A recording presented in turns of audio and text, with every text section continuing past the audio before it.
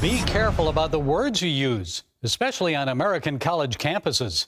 Students at Springfield College in Massachusetts are advised that instead of using the words father or mother, they should use the gender-neutral parent. Our next guest says this is all part of a leftist plan to use language to control thought. Adam Elwinger is a Campus Reform Higher Education Fellow and Professor of English at the University of Houston. Okay, Professor Elwinger, tell us more of this effort to stigmatize men, remove fathers from our language and culture. It's happening at other colleges and universities. So where else are the language police trying to control the words students use? What's happening? Well, Leadership Institute's Campus Reform has reported this is also happening at Boston University, Kansas, University of Wisconsin at Madison, University of Massachusetts at Amherst. So it's a broad effort to police language and thereby to police thought.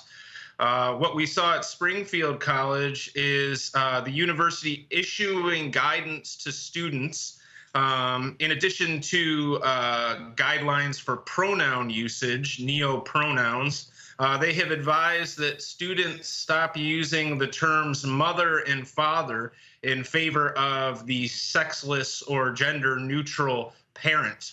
Is it just only a few minor language adjustments here or there, or do you see an attempt to destroy the idea of traditional families? It's the latter, unfortunately.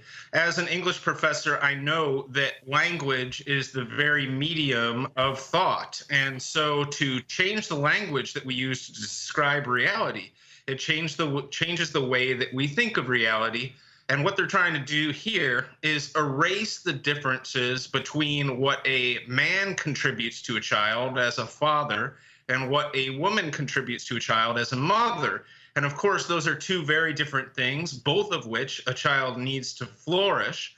But in the interest of diversity, equity, and inclusion, so that no one who comes from alternative or different family structures feels bad, we are changing the way we talk in an effort to erase the differences between these family structures. Well, I'm sure that you as an English professor, you know that word choices change the ideas we communicate. So what impact has this had on student thought and attitudes?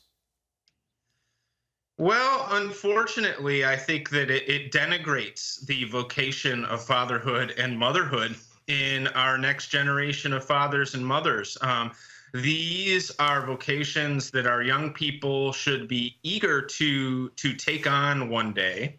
And to pretend that there is nothing in particular that a young man or a young woman can contribute to their future children actually incentivizes them adopting these alternative family structures in the future rather than the traditional structure of a mother and a father and a biological family.